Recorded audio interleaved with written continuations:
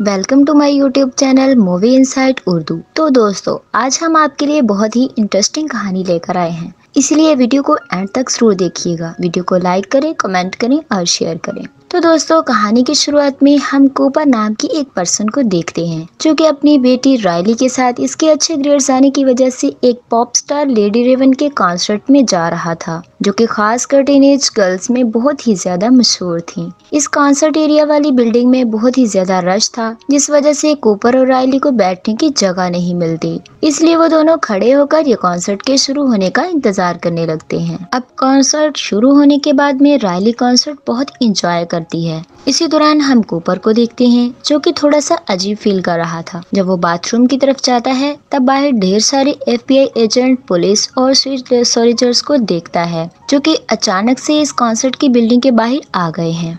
वहीं Cooper bathroom में जाकर अपने फोन में पुराने घर की लाइव फुटेज को चेक करता है, जिसके अंदर हम नोटिस करते हैं कि कूपर ने स्पिनर्स नाम के एक पर्सन को किडनैप करके रखा था, जिसके हाथ भी बंधे हुए थे। अब क्योंकि वहाँ पर सब कुछ नॉर्मल होता है, इसीलिए कूपर बाहर चला गया था। अब हाथ धोते वक्त उसे एक बूढ़ी सी औरत दिखाई देती है, जो कि इसका एक वहम था, क्योंकि मेल बाथरूम में फीमेल क्या करती। अब वो औरत कौन है या फिर वो क्या है, इसके बारे में हम आगे जानेंगे। अब बाहर जाने पर कूपर की मुलाकात जोडी की मॉम से होती है, जो कि रायली की फ्रेंड थी, जो कि कूपर को वहाँ पर देखकर बहुत ज्यादा खुश हो जाती है। साथ ही साथ इसके अंदाज से हम ये भी जान पाते हैं कि वो कूपर को लाइक करती है, पर कूपर को इससे ज्यादा लिफ्ट नहीं करवाता क्योंकि वो मैरिड था और वहाँ से रायली के पास जाने लगता है। पर जब जोडी की मॉम इसका पीछा नहीं छोड़ती तो कूपर इसे अगले दिन मिलने के लिए कैफे बुला लेता है और रायली के पास वापस चला जाता है। तब रायली इसी जगह पर खड़े होकर कॉन्सर्ट को एंजॉय कर रही थी जहाँ पर कूपर इसको छोड़कर गया था। अब अचानक से ही कूपर की नजर ऊपर की कुछ ऑडियंस पर पड़ती है, जिनके पास पुलिस आकर इनको अपने साथ ले जा रही थी। तब कूपर को भी कुछ समझ में नहीं आता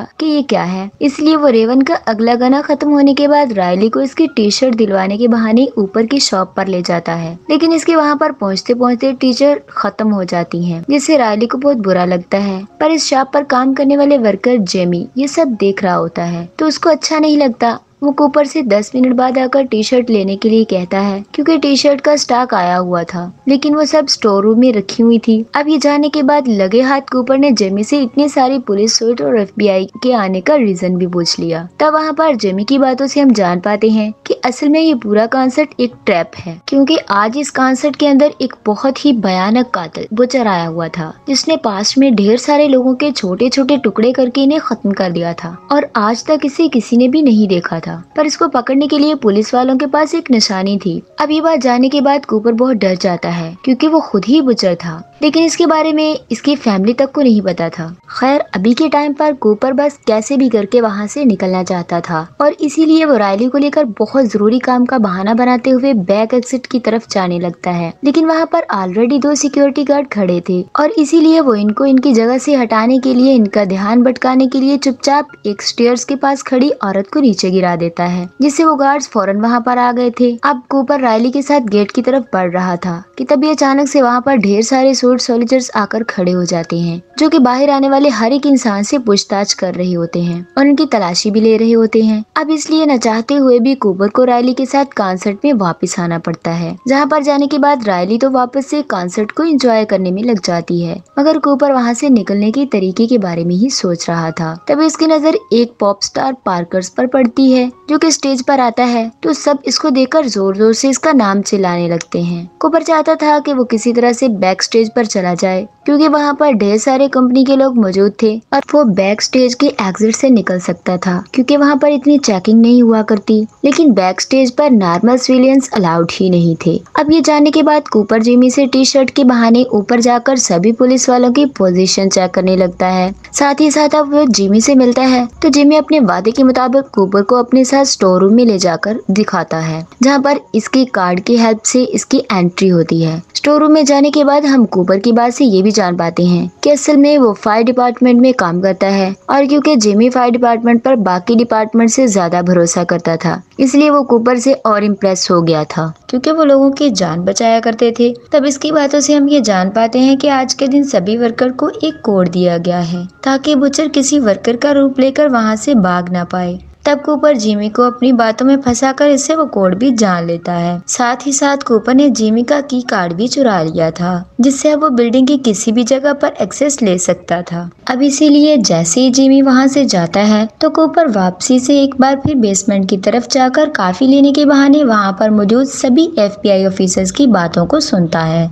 जहां पर वो स्ट्रेटेजी के हिसाब से बुचर को ढूंढने के लिए बातें कर रहे थे। अब वहां से निकलते हुए कूपर ने एक सोल्जर की वॉकी टॉकी भी चुरा ली थी, ताकि इसे सोल्जर्स की हर बात के बारे में पता चलता रहे। साथ ही साथ जब वो रायली के पास वापस जा रहा होता है तभी इसकी नजर डॉक्टर जोसेफिन ग्रांट पर पड़ती है, जो कि एक FBI ऑफिसर ही थी और वही बुचर को ढूंढने के ऑपरेशन को लीड भी कर रही थी। इसको देखने के बाद कूपर वापस से रायली के पास जाता है, जहाँ पर रायली के साथ खड़े होकर वॉकी टॉकी से सभी ऑफिसर्स की बातों को सुन रहा था। तब इसको पता चलता है कि असल में पुलिस के पास बुचर के बारे में ही कुछ ही क्लूज हैं, जिसके अंदर ये है कि उसके राइट हैंड की रिस्ट पर एक टैटू है। क्योंकि ये बात बिल्कुल सच होती है, इसलिए वो फौरन ही एक रिस्ट बैंड की मदद से अपने टैटू को ढक लेता है। अब कूपर वापस से एक बार फिर अपना क्रेडिट कार्ड शॉप से लेने के बहाने ऊपर जाता है, जहाँ पर वो फायर अलार्म को चलाने वाला था, ताकि रश की भगदड़ का फायदा उठाकर वहाँ से भाग पाए। लेकिन जोसेफिन ग्रांट को कूपर के इस आइडिया के बारे में खबर थी और वो कोइंसिडेंटली इसी वक्त सबको फायर अलार्म पर भी नजर रखने के लिए कहती है, क्योंकि कॉपर का ये प्लान भी फेल हो गया था। इसलिए वो बिल्डिंग की छत पर जाने के बारे में सोचता है, पर चूंकि स्टेयर्स के पास भी गार्ड्स खड़े हुए थे, इसलिए कूपर इनका ध्यान भटकाने के लिए कैफेटेरिया के डीप फ्राई मशीन के अंदर कुछ बोतल्स को डाल देता है, जिसकी वजह से मशीन में ब्लास्ट होने से एक वर्कर वहां पर जल गई थी, जिसको देखकर फौरन ही अब गार्ड्स वहां पर आते हैं और इसी मौका का फायदा उठाकर कूपर एक शेफ की एप्पल को पहनकर छत पर चला जाता है, जिससे वो भागने का रास्ता निकाल रहा था कि इतनी में ही छत पर मौजूद ऑफिसर इसको देखकर इससे पूछताछ करना शुरू कर देते हैं। पर कूपर वहाँ पर ये बहाना बनाता है कि वो नीचे अपना काम कर रहा था। तभी कैफेटेरिया में एक धमाका हुआ, जिससे इसकी फ्रेंड जल गई और वो बहुत डर गया, इसलिए वो बस थोड़ी सी हवा लेने के लिए ऊपर आया है।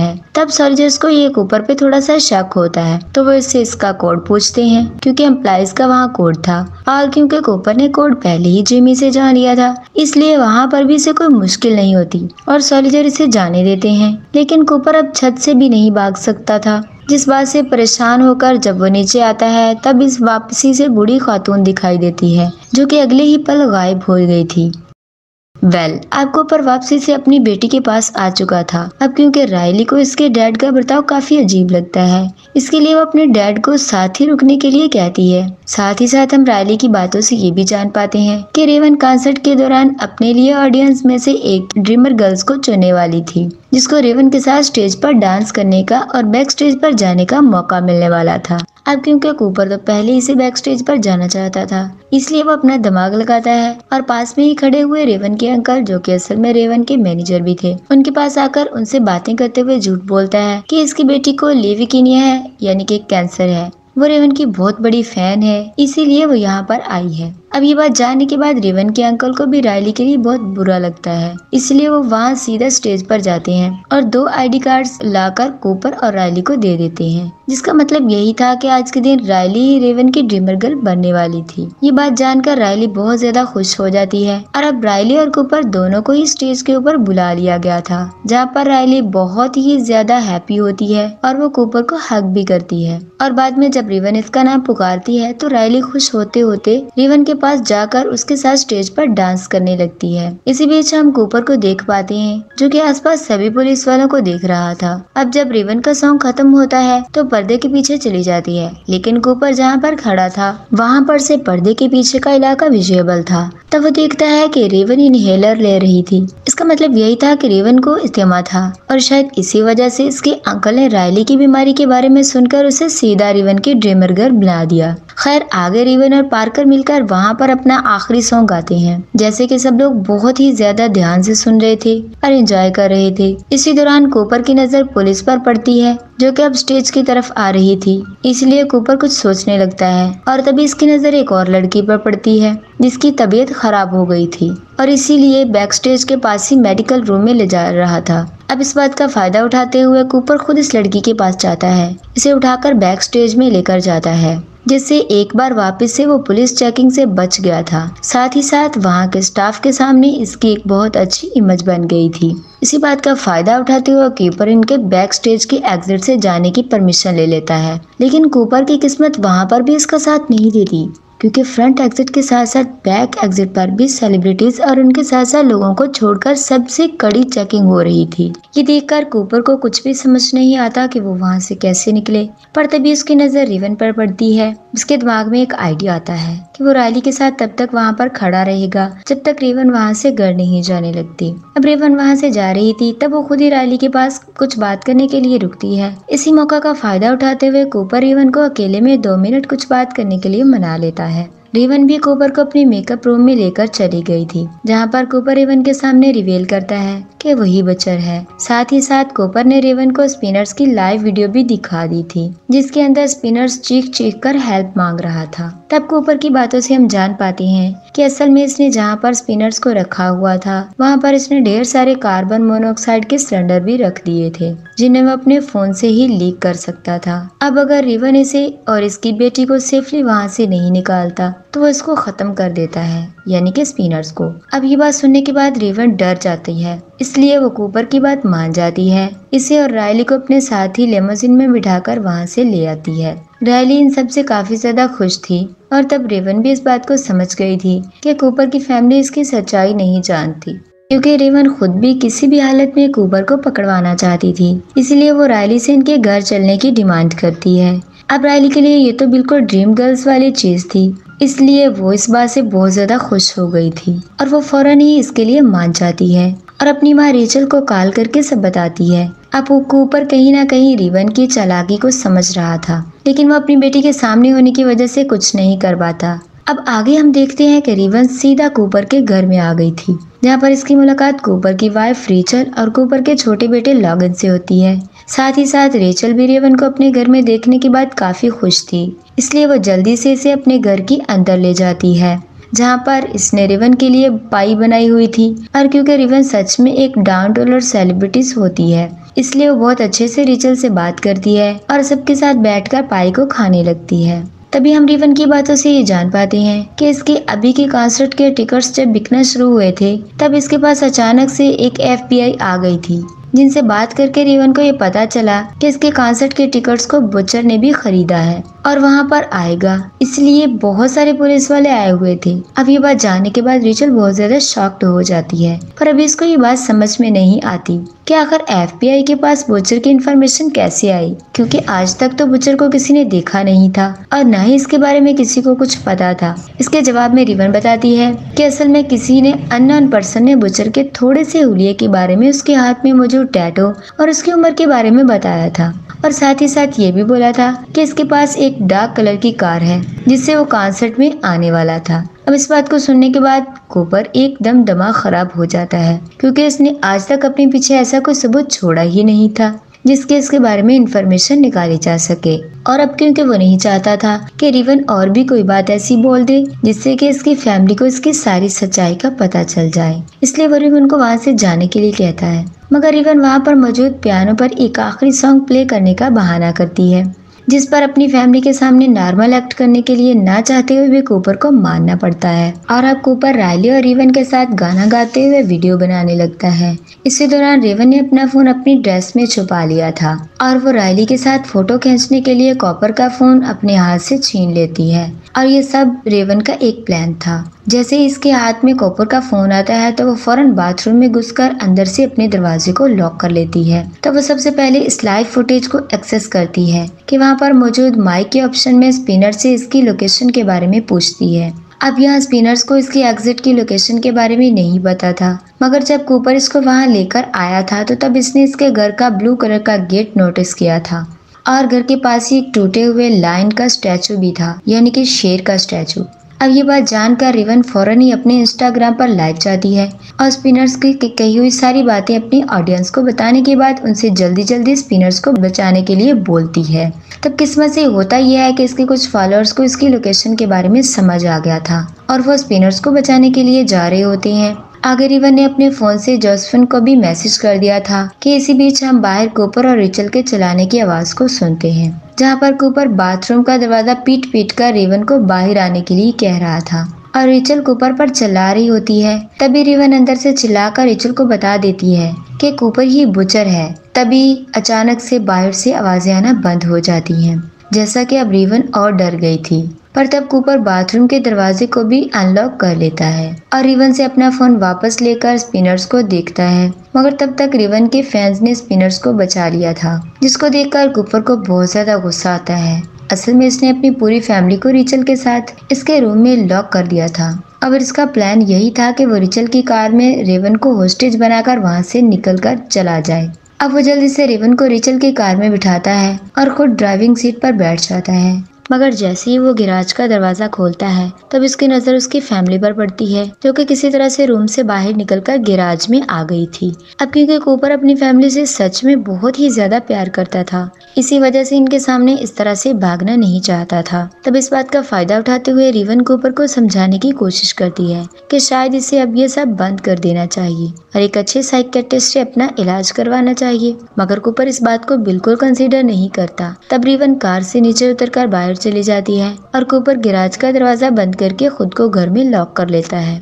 मगर इसी दौरान हमें FBI पुलिस और स्वीट सोल्जर की टीम वालों को दिखाया जाता है, जो कि कूपर के घर के बाहर आ गए थे। मगर कूपर के पास वहां से निकलने का अभी भी एक रास्ता था। जब स्वीट सोल्जर अंदर आते हैं तो वहां पर कूपर इनको नहीं मिलता, जिसको देखकर सभी शॉक्ड हो गए थे कि आखिर वो कहाँ भाग गया। वही बाहर हम रेवन को नोटिस करते हैं, जिसके साथ जोसेफिन ने एक स्वीट सोल्जर को इसकी सेफ्टी के लिए भेजा था। मगर आधे रास्ते में जाने के बाद वो सोल्जर अचानक से गाड़ी को रोककर नीचे उतरता है और रेवन के पास आकर इसके हाथ में हथकड़ी लगाते हुए इसे कार में लॉक कर देता है। और तब जाकर हम ये जान पाते हैं कि असल में स्वीट सोल्जर के ड्रेस में कोई और नहीं बल्कि खुद कूपर था, जिसके पास पहले से ही स्वीट सोल्जर का यूनिफॉर्म मौजूद था, क्योंकि इसने पहले ये सोच लिया था कि अगर कभी ऐसा होता तो इस तरह से वो एस्केप कर सकता है। और इसने अपने घर से एक सीक्रेट टनल भी बनाई थी जहाँ से वो भाग गया था। अब कूपर रेवन को अपनी सेफ्टी के लिए अपने साथ रखने ही वाला था। रेवन को कुछ भी समझ नहीं आया कि वो क्या करे, लेकिन तभी वो बाहर नोटिस करती है कि जहाँ पर इसके बहुत सारे फैंस मौजूद थे, क्योंकि वो सब रेवन की कार को पहचानते थे,